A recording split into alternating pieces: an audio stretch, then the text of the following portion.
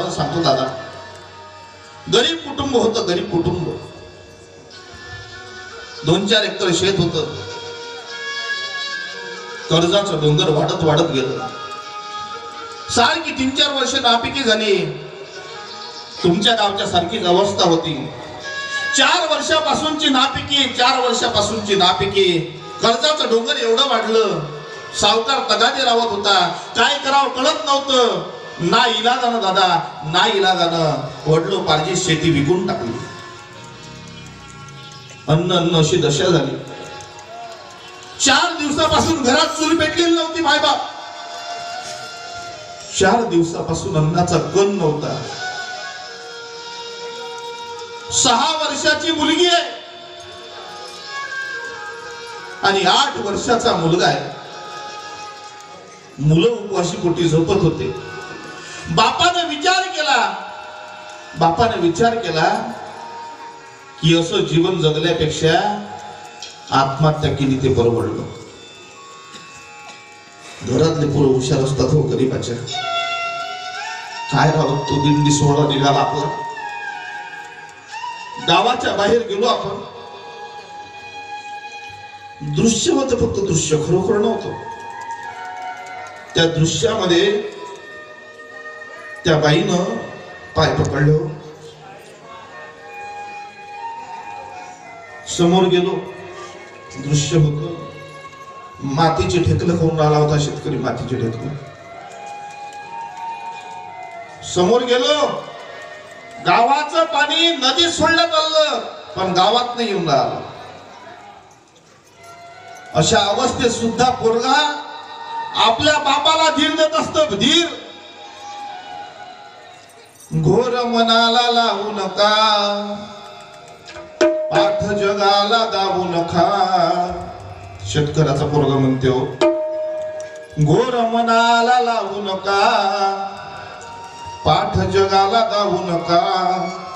तुमच्या साथीला आम्ही आहो ना बाबा, जर खाऊ नका. तुमच्या साथीला आम्ही आहो ना बाबा, जर खाऊ नका. आले लाडाची लग्नाला ताई, हुंड्या वाचून जमाना काही. आली लाडाची लग्नाला ताई, हुंड्या वाचून जमाना काही. पाठ हुंड्या वाचून जमाना काही. पाठ जगाला दाबू नका, घोर मनाला लावू नका. ताई तयार आहे लढायला बापा जग. त्या बापाला समजूत घातली. पोरांना समजूत घालायची, पण बाप निराश झाला होता. बापानं काय केलं? मुलं झोपलेली आहेत, पत्नी झोपलेली आहे. बाजूच्या रूम मध्ये बाप गेला. दोर घेतला. दोराचं एक टोक स्वतःच्या गळ्याला बांधलं, दुसरं टोक फॅनला बांधलं. टेबलावर उभा राहिला. लातेला टेबल लोटून दिला. रात्रभर लटकत राहतो. जीभ बाहेर आली. डोळे चांदीसारखी पांढरे झाले. माई बाप पहाटे ज्या वेळेला पत्नी झोपेतून उठली ना, पतीला फासावर पाहिलं.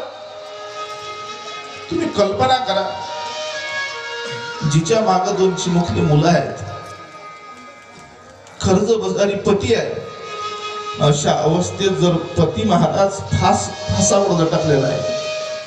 आभाळ फाटल्यासारखं झालं हो. गावकरी गोळा झाले. प्रेत खाली घेतलं. पत्नी प्रेताला कवटाळून ओढून राहिली. अशा अवस्थेत दादा, असं जर मरण आपल्या गावात कोणाच्या घरी झालं ना, गावातली पद्धत आहे, शेजारची माणसं जेवणाचा डबा आणतात. अजूनही पद्धत आहे. शेजारच्याने जेवणाचा डबा आणला. पोटात कळ सोचवल्या जात नव्हती. शिमुकले मुलं महाराज उपवाशी पोटे होते. पोराने काय केलं? बापाचं प्रेम जरी अंगात होतं ना, पोरानं डबा उघडला, जेवण करायला सुरुवात केली. मुलगी महाराज जेवण करत होती, पण पोरीची नजर आईच्याकडे गेली. असं म्हणतात मुलापेक्षा मुलीचं प्रेम मायबापात जास्त असतं.